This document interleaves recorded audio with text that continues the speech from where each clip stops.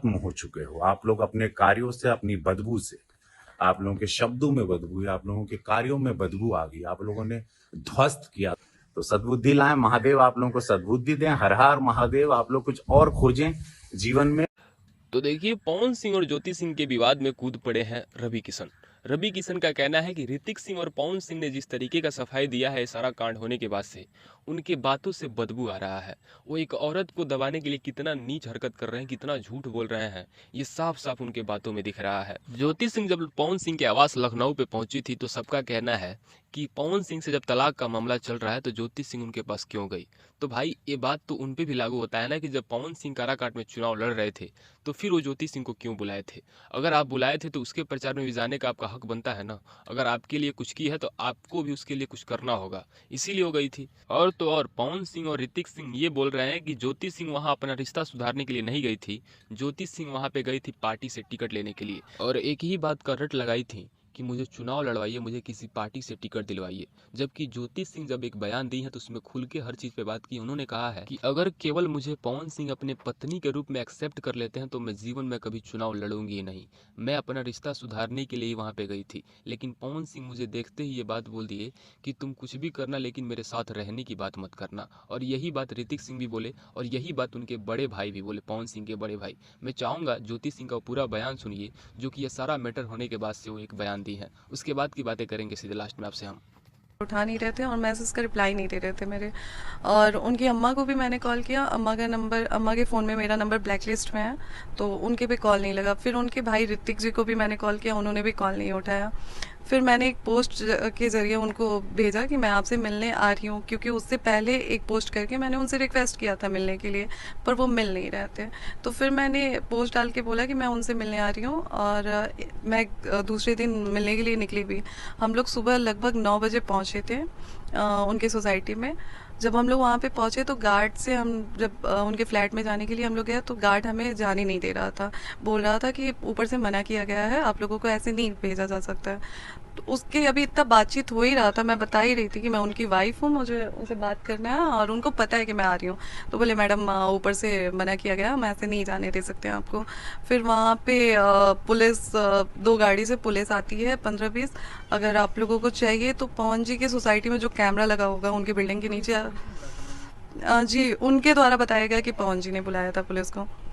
उसके बाद वो लोग बोले कि तुम बता के आई हो, तुम पूछ के आई हो। मैंने बोला मेरे पति हैं और मैं किससे बता के आऊँगी, अगर मुझे उनसे मिलना होगा तो मैं आऊँगी ना, मेरा हक है उनसे बात करना, मिलना। और फिर भी मैंने एक पोस्ट डाला था, मैंने उनको भी बोला। फिर वो लोग तमाम तरह का क्वेश्चन कर रहे थे, मुझे परेशान किया जा रहा था उनके द्वारा। उसके बाद फिर उनके भाई को मैंने कॉल किया, ऋतिक जी को, उनको पता चल गया था कि मैं वहाँ पे आई हूँ। तो उस दिन उन्होंने एक कॉल पे मेरा कॉल उठाया और फिर कॉल उठा के उन्होंने बोला कि मैं 10 मिनट में आता हूँ, तो आके आपको ले चलता हूँ। वो आए 10 मिनट बाद और फिर लेके मुझे ऊपर गए। ऊपर लेके गए तो हॉल में सब लोग ऐसे ही बैठा हुआ था। पवन जी थे, उनके बड़े भाई गुड्डू भैया थे और उनके स्टाफ लोग थे, ऋतिक जी थे और एक धनंजय भैया करके हैं। तो ये सारे लोग थे, वहाँ पे हम लोग गए बैठे। अभी पवन जी से मैं बात करने का सोच ही रही थी, तब तक उधर से गुड्डू भैया बोलते हैं, जो उनके बड़े भैया हैं, वो बोलते हैं कि ज्योति बात करना है करा, लेकिन ये यहाँ मतलब इधर तो रुकबू ना। हम बोले क्यों भैया, मेरे पति का घर है, अगर हम आए हैं तो क्यों नहीं रुक सकते हैं। तो उन्होंने बोला कि नहीं, आपका कोई हक नहीं बनता है कि आप किस अधिकार से यहाँ पे रुकेंगे, आपका कोई अधिकार नहीं है। हमने बोला भैया अभी हमारा तलाक हुआ नहीं है, डाइवोर्स का मैटर चल रहा है, लेकिन अभी तलाक पेपर पे साइन नहीं हुई है, और जब तक तलाक नहीं हो जाता है तब तक पवन जी पे मेरा पूरा अधिकार है और मैं जब चाहूँ इनसे मिलने आ सकती हूँ या फिर मुझे बात करना हो तो मैं कर सकती हूँ। उन्होंने फिर बोला कि नहीं कोई अधिकार नहीं है। मैंने बोला ठीक है, अगर आपको ऐसा लगता है तो मेरा हाथ पकड़ के निकाल लीजिए, और अगर ऐसा भी नहीं है तो फिर आप बुलाइए, वकील को बुलाइए, मैं भी अपने वकील को बुलाती हूँ। अगर वकील मुझे बोल देगा तो मैं अभी तुरंत उठ के यहाँ से चली जाऊँगी। फिर वो मतलब गुस्सा के वहाँ से निकल गए। फिर वहाँ पे हम लोग बैठे हुए थे, पवन जी नाश्ता वास्ता किए, उसके बाद निकले। उसके बाद पवन जी निकलते वक्त बोले कि 1 घंटे बाद मैं आता हूँ तो आपसे बात करता हूँ। सच्चाई है कि पवन जी से मेरी कोई बातचीत नहीं हुई है, कोई बातचीत नहीं। आप चाहें तो मैं बार बार कह रही हूँ कि आप कैमरे पे देख सकते हैं कि हमारे जाने के तुरंत बाद, मतलब मुश्किल से 15-20 मिनट बाद पवन जी वहाँ से निकल गए थे। उस 15-20 मिनट में पवन जी से हमारी कोई बातचीत नहीं हुई थी। पवन जी ये बोल के निकले कि 1 घंटे में आता हूँ तो बात करता हूँ।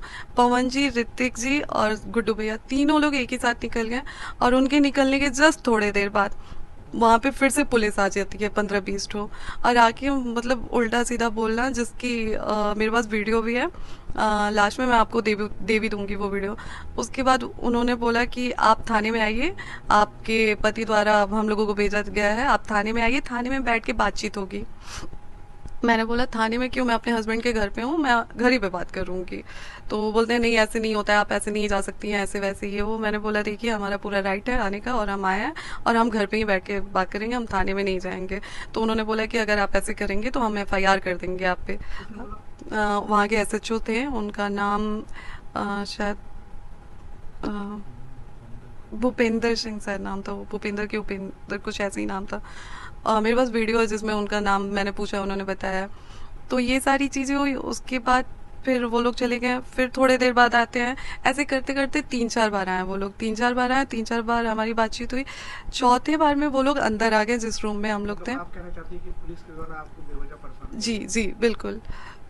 फिर वहाँ पे जब हम लोग दूसरे रूम में बैठे हुए थे, तो रूम में आके वो लोग ऐसे बोलने लगे कि निकलिए निकलिए, घर में लॉक करना है, यहाँ पे ताला लॉक करना है, आप निकलिए, उनका आदेश है, आप मोहन जी का आदेश है कि आपको जी। हम बोले कि आप वारंट लेके आइए, आप हमको अरेस्ट करने आई हैं, किस बात के लिए अरेस्ट करने आई हैं, वारंट लेके आइए आप। ये सारी चीज़ें कल लाइव वीडियो में भी थी जो दिखाई गई थी। और देखिए ये जो लोग कह रहे हैं कि ये प्री प्लानिंग था, ऐसा कुछ नहीं था, क्योंकि लाइव में अचानक आई थी और वहाँ पे जो चीज़ें हो रही थी वो मैंने लाइव आके दिखाया है, ना कि अपने अकॉर्डिंग वीडियो शूट करके दिखाया है। तो ये सारा सर जो लोग बोल रहे हैं कि ये प्लानिंग करके मैं गई थी, कि ऐसा करना है वैसा करना है, ये गलत है। दूसरे पक्ष से ये बातें चल रही हैं कि पवन सिंह चुनाव लड़ना चाहते हैं, अभी वो भारतीय जनता पार्टी में शामिल हुए हैं, बिहार से चुनाव लड़ सकते हैं। जी। तो उनकी पॉलिटिकल इमेज को ठेस पहुंचाने की बात जो है वो दूसरा पक्ष उठा रहा है, क्या ये सही है? इसको कैसे देखते हैं? जो लोग ये सवाल उठा रहे हैं मेरे पे, उनसे एक सवाल मेरा है कि क्या लोकसभा वाला चुनाव वो लोग भूल गए हैं? जिस लोकसभा चुनाव में मैंने अपने पैर में छाले करा के और उनके पूरे इतनी देर तक इतनी गर्मी में घूमी थी, हर चीज मतलब हर चीज इग्नोर करके, मैं सारा चीज वो करके और उनके लिए चुनाव प्रचार कर रही थी। और आज कैसे वो लोग बोल सकते हैं कि मैं पवन जी के चुनाव लड़ने से मुझे परेशानी है? वो अपना चुनाव लड़ रहे हैं, अगर मुझे लड़ना होगा मैं अपना लड़ूंगी। मैं साल भर मेहनत की हूँ क्षेत्र में, तो वो मैं अपनी अलग तैयारी रखी हूँ, पवन जी की अलग तैयारी है। पवन जी के चुनाव लड़ने से मुझे क्या मतलब है? मैंने तो हमेशा से बोला है कि अगर पवन जी चुनाव लड़ते हैं तो मैं उनका साथ दूंगी, लेकिन एक पत्नी हो। उम्मीद करता हूं कि आप ज्योति सिंह का पूरा बयान सुन लिए होंगे। रवि किशन भी इनके सपोर्ट में उतरे हुए हैं। जितने भी भोजपुरी इंडस्ट्री के सुपरस्टार है सब ज्योति सिंह के सपोर्ट में उतरे हुए हैं, क्योंकि सबको पता है कि इस विवाद में कौन गलत है कौन सही है, और उतरना लाजिम भी है, क्योंकि सबको पता है कि भाई अब ये विवाद पर्सनल नहीं रह गया है। अब जो भी भोजपुरी इंडस्ट्री का सुपरस्टार है वो अपना प्रतिक्रिया दे रहा है पवन सिंह और ज्योति सिंह के विवाद पे, क्योंकि सवाल अब सबसे पूछा जा रहा है। अगर मीडिया आपके सामने माइक लेके पहुंच जाए, भोजपुरी इंडस्ट्री से बिलोंग करते हैं और पूछ दे कि ज्योति सिंह और पवन सिंह के विवाद पे आपका क्या राय है, तो वो लोग ये नहीं बोल सकते कि उनका पर्सनल मैटर है, क्योंकि अगर मीडिया तक बात चली गई है तो ये पर्सनल मैटर नहीं हो सकता। लेकिन इन सारे विवादों में ज्योति सिंह का जितना नुकसान होना था उतना तो हो चुका है, लेकिन अब पवन सिंह का काफी भारी नुकसान होगा। उनके पॉलिटिकल कैरियर के लिए भी नुकसान है और उनके अभिनेता वाला जो कैरियर है उनके लिए भी काफी ज्यादा नुकसान होने वाला है। अब देखना ये होगा कि क्या पवन सिंह पूरे तरीके से बर्बाद हो जाते हैं या फिर कुछ सालों के बाद से रिकवर कर लेंगे। आपको क्या लगता है? अपना राय आप कमेंट सेक्शन में जरूर बताइएगा, और ऐसी बेहतरीन इन्फॉर्मेशन को पाने के लिए चैनल को सब्सक्राइब जरूर कीजिएगा। मिलते हैं नए इन्फॉर्मेशन के साथ, तब तक के लिए जय हिंद, tata, bye bye, take care.